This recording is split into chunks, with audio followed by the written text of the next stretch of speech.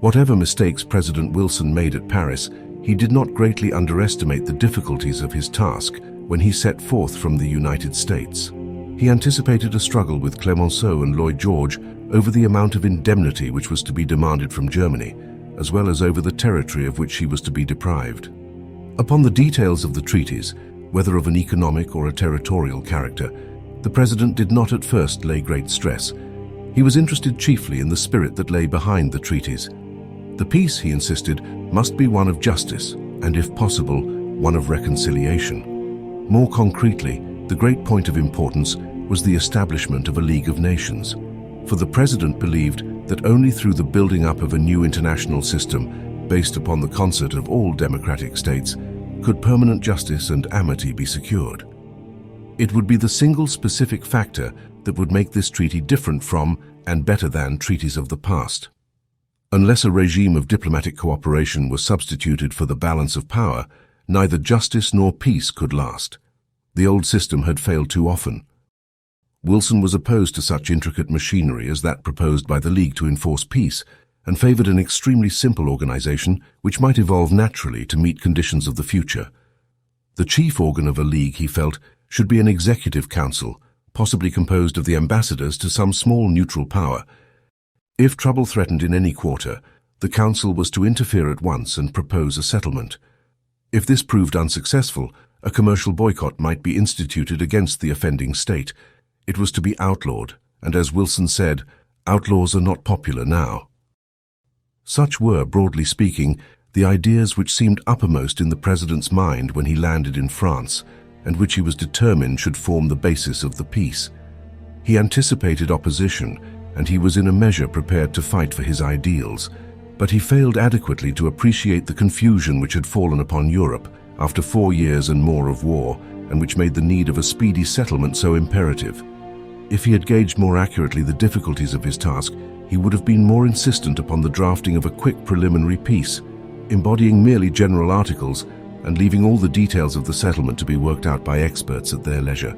He might thus have utilized his popularity and influence when it was at its height, and have avoided the loss of prestige which inevitably followed upon the discussion of specific issues when he was compelled to take a stand opposed to the national aspirations of the various states.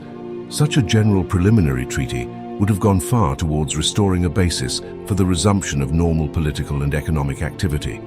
It would have permitted Wilson to return to the United States as the unquestioned leader of the world.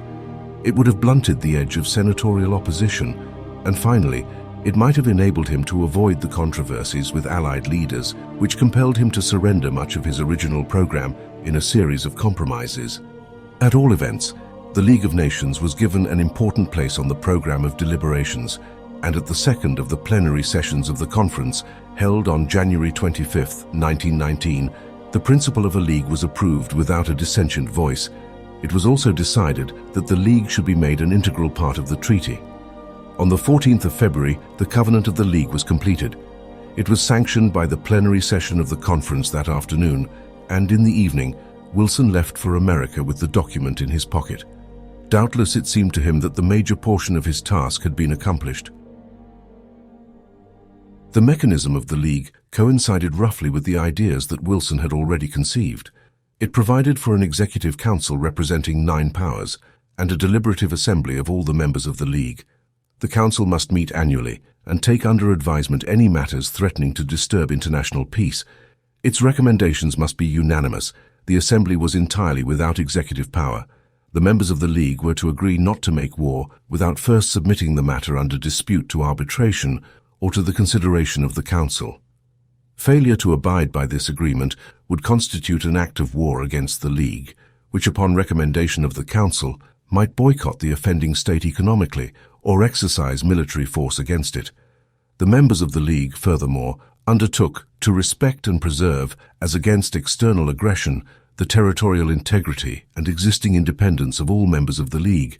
In case of any such aggression, the Council shall advise upon the means by which this obligation shall be fulfilled. Article 10. These 2 provisions embodied the particular contributions of Wilson to the Covenant, who believed that the capacity of the League to preserve justice and peace depended chiefly upon them.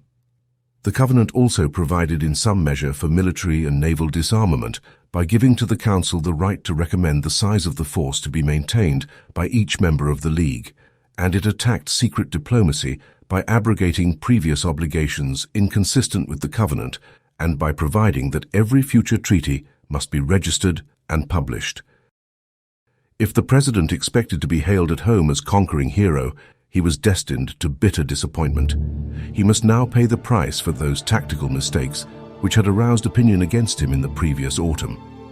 The elements which he had antagonized by his war policies, by his demand for a democratic Congress, by his failure to cooperate with the Senate in the formulation of American policy and in the appointment of the Peace Commission, and which had opposed his departure in person to Paris, all those elements now had their chance. Whereas at Paris he had displayed some skill in negotiation and an attitude of conciliation, even when firm in his principles, upon his return he adopted a tone which showed that he had failed to gauge the temper of the people. He probably had behind him the majority of the independent thinkers, even many who disliked him personally, but who appreciated the importance and the value of the task he was trying to carry through. The mass of the people, however, understood little of what was going on at Paris. The situation abroad was complex, and it had not been clarified adequately by the press. Opinion needed to be educated. It wanted to know why a league was necessary and whether its elaboration was postponing peace and the return of the doughboys. Why must the league be incorporated in the treaty? And did the league put the United States at the mercy of European politicians, and would it involve our country in a series of European wars in which we had no interest? The president might have emphasized the fact that the covenant took from Congress no constitutional powers, that the Council of the League, on which the United States was represented, must be unanimous before taking action, and then could only make recommendations. But he failed to explain the situation in terms comprehensible to the average person. However adequate his addresses seemed to those who understood the situation abroad, they left the American public cold. Whatever the mistakes of the conference, Wilson secured that which he regarded as the point of prime importance, the League of Nations. This, he believed, would remedy the flaws and eradicate the vices of the treaties. No settlement, however perfect at the moment, could possibly remain permanent in view of the constantly changing conditions. What was necessary was an elasticity that would permit change as change became necessary. Conscious of victory in the matter which he had held closest to his heart, the president embarked upon the George Washington on the 29th of June, the day after the signing of the treaty, and set forth for home. All that was now needed was the ratification of the treaty by the Senate. Neither President Wilson nor those who had been working with him at Paris seriously feared that, after securing the point of chief importance to him at the conference, he would fail to win support for the League of Nations and the treaty at home. They recognized, of course, that his political opponents in the Senate would not acquiesce without a struggle. The Republicans were now in the majority, and Henry Cabot Lodge, the new chairman of the Committee on Foreign Relations, had gone far in his efforts to undermine Wilson's policy at Paris. Former progressive senators, who like Lodge made personal hostility to Wilson the chief plank in their political program, had declared vigorously their determination to prevent the entrance of the United States into a league. The senators as a whole were not well informed upon foreign conditions, and Wilson had done nothing to enlighten them. He had not asked their advice in the formulation of his policy, nor had he supplied them with the facts that justified the position he had taken. Naturally, their attitude was not likely to be friendly, now that he returned to request their consent to the treaty, and the approach of a presidential election was bound to affect the action of all ardent partisans. Opposition was also to be expected in the country. There was always the ancient prejudice against participation in European affairs, which had not been broken even by the events of the past 2 years. The people, even more than the Senate, were ignorant of foreign conditions and failed to understand the character of the obligations which the nation would assume under the treaty and the covenant of the League. There was genuine fear lest the United States should become involved in wars and squabbles in which it had no material interest, and lest it should surrender its independence of action to a council of foreign powers. The chief opposition to the treaty and covenant, however, probably resulted from the personal dislike of Wilson. This feeling, which had always been virulent along the Atlantic coast and in the industrial centers of the Middle West, had been intensified by the president's apparent disregard of Congress. And yet the game was probably in the president's hands, had he known how to play it. Divided as it was on the question of personal devotion to Wilson, the country was a unit in its desire for immediate peace and normal conditions. Admitting the imperfections of the treaty, it was probably the best that could be secured in view of the conflicting interests of the 31 signatory powers, and at least it would bring peace at once. To cast it aside meant long delays and prolongation of the economic crisis. The covenant of the League might not be entirely satisfactory, but something must be done to prevent war in the future, and if this League proved unsatisfactory, it could be amended after trial. Even the opposing senators did not believe that they could defeat the treaty outright. They were warned by Republican financiers who understood international economic conditions that the safety and prosperity of the world demanded ratification, and that the United States could not afford to assume an attitude of isolation even if it were possible. Had the president proved capable of cooperating with the moderate Republican senators, it would probably have been possible for him to have saved the fruits of his labor at Paris. An important group honestly believed that the language of the covenant was ambiguous in certain respects, particularly as regards the extent of sovereignty sacrificed by the national government to the League and the diminution of congressional powers. This group was anxious to insert reservations making plain the right of Congress alone to declare war, defining more exactly the right of the United States to interpret the Monroe Doctrine, and specifying what was meant by domestic questions that should be exempt from the cognizance of the League. Had Wilson at once combined with this group and agreed to the suggested reservations, he would in all probability have been able to secure the 2/3 vote necessary to ratification. The country would have been satisfied.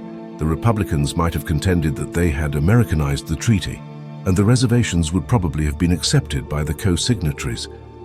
It was at this crucial moment that Wilson's peculiar temperamental faults asserted themselves. President Wilson either would not or could not negotiate successfully with the middle group of Republicans. His attitude on reservations that altered the meaning of any portion of the treaty or covenant was unyielding, and he even insisted that merely interpretative reservations should not be embodied in the text of the ratifying resolution. On the 19th of August, a conference was held at the White House, in which the President attempted to explain to the Foreign Relations Committee doubtful points and to give the reasons for various aspects of the settlement. His answers to the questions of the Republican senators were frank, and he was endeavoring to remove the unfortunate effects of his former distant attitude. His manner, however, had in it something of the schoolmaster, and the conference was fruitless. Hence, when the report of the committee was finally presented on the 10th of September, the Republican majority demanded no less than 38 amendments and 4 reservations. A quarter of the report was not concerned at all with the subject under discussion, but was devoted to an attack upon Wilson's autocratic methods and his treatment of the Senate. The president did not receive the popular support which he expected, and the burst of popular wrath which he believed would overwhelm senatorial opposition was not forthcoming. In truth, public opinion was confused. America was not educated to understand the issues at stake. Wilson's purposes at Paris had not been well reported in the press, and he himself had failed to make plain the meaning of his policy. It was easy for opponents of the treaty to muddy discussion and to arouse emotion where reason was desirable. The wildest statements were made as to the effect of the covenant, such as that entrance into the League would at once involve the United States in war, and that Wilson was sacrificing the interests of America to the selfish desires of European states. In the hope of arousing the country to a clear demand for immediate peace based upon the Paris settlement, Wilson decided to carry out the plan formulated some weeks previous and deliver a series of speeches from the Middle West to the Pacific coast. He set forth on the 3rd of September and made more than 30 speeches. He was closely followed by some of his fiercest opponents. It was evident during the tour that the nervous strain was telling upon Wilson. He had been warned seriously by his exertions in Paris, where he was described by a foreign plenipotentiary as the hardest worker in the conference. The brief voyage home, which was purposely lengthened to give him better chance of recuperation, proved insufficient. Forced to resume the struggle at the moment when he thought victory was his, repudiated where he expected to find appreciation, the tour proved to be beyond his physical and nervous strength. At Pueblo, Colorado, on the 25th of September, he broke down and returned hastily to Washington. Shortly afterwards, the president's condition became so serious that his physicians forbade all political conferences, insisting upon a period of complete seclusion and rest. which was destined to continue for many months. Thus, at the moment of extreme crisis in the fortunes of the treaty, its chief protagonist was removed from the scene of action, and the democratic forces fighting for ratification were deprived of effective leadership. Had there been a real leader in the Senate who could carry on the fight with vigor and finesse, the treaty might even then have been saved. But Wilson's system had permitted no understudies. There was no one to lead and no one to negotiate a compromise. From his sick room, where his natural obstinacy seemed to be intensified by his illness, the president still refused to consider any reservations except of a purely interpretative character, and the middle ground Republicans would not vote to ratify without mild reservations, some of which seemed to him more than interpretative. Senatorial forces were roughly divided into 4 groups. There were the bitter enders, typified by Johnson, Borer, and Brandegee, who frankly wanted to defeat the treaty and the League outright. There were the reservationists, most of whom, like Lodge, wanted the same but did not dare say so openly. There were the mild reservationists, most of whom were Republicans, who sincerely desired immediate peace and asked for no important changes in the treaty. And finally, there were those who desired to ratify the treaty as it stood. The last-named group, made up of Democrats, numbered from 41 to 44, and obviously needed the assistance of the mild reservationists if they were to secure a 2/3 vote of the Senate. During October, all the amendments which the Foreign Relations Committee brought forward were defeated through the combination of the last 2 groups.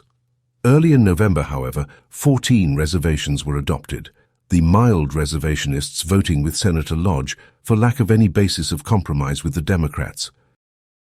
The effect of these reservations would undoubtedly have been to release the United States from many of the obligations assumed by other members, while assuring to it the benefits of the League.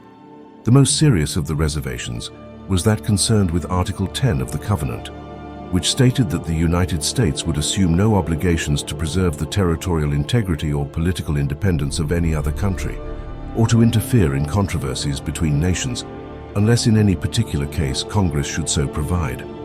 From the moment when Wilson first developed his policy of international service, cooperative interference in order to prevent acts of aggression by a strong against a weaker power had been the chief point in his program. It ran through his speeches in the campaign of 1916. It was in the 14 points. It was his specific contribution to the Covenant in Paris. Article 10 was the one point in the Covenant which Wilson would not consent to modify or, as he expressed it, see nullified. The President denounced the reservation on Article 10 as a knife thrust at the heart of the Covenant, and its inclusion in the ratifying resolution of the Senate spelled the defeat of ratification. The mild reservationists voted with the Lodge Group for the resolution, but the bitter enders, combining with the supporters of the original treaty, outnumbered them.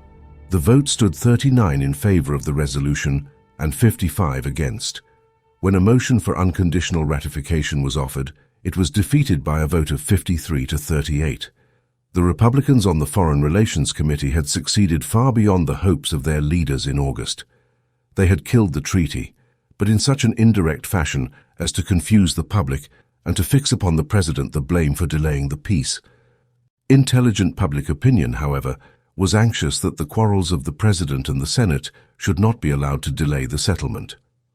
During December and January, unofficial conferences between the senatorial groups took place, and progress towards a settlement seemed likely. The Republicans agreed to soften the language of their minor reservations, and Wilson even intimated that he would consent to a mild reservation on Article 10. On the 31st of January, the country was startled by the publication of a letter written by Viscount Grey, who had been appointed British ambassador to the United States. In this letter, he attempted to explain to the British the causes of American hesitancy to accept the League. He then went on to state that the success of the League depended upon the adherence of the United States, and while admitting the serious character of the reservations proposed by Senator Lodge, insisted that American cooperation ought not to be refused because conditions were attached. His views were unofficial, but it seemed clear that they were approved by the British cabinet, and they received a chorus of endorsement from the French and British press. The publication of Grey's letter opened a path to peace to both Senate and President had they been willing to follow it. The Senate, by a very slight verbal softening of the language of its reservations, the President, by taking the British ambassador at his word, might have reached an agreement. The Lodge Group, however, which had shown some indications of a desire for compromise, was threatened by the diehards who were determined to defeat the treaty. Fearing beyond everything to break party unity, Lodge finally refused to alter the language of the strong reservation on Article 10, which stated that the United States would assume no obligation to preserve the independence of other nations by military force or the use of its resources or any form of economic discrimination, unless Congress should first so provide. The deadlock was complete, and on March 19, 1920, when the vote on ratification was taken, the necessary 2/3 were lacking by 7 votes. It had taken the peace conference 5 months to construct the treaty with Germany in all its complexities and secure the unanimous approval of the delegates of 31 states. The Senate had consumed more than 8 months merely in criticizing the treaty and had finally refused to ratify it,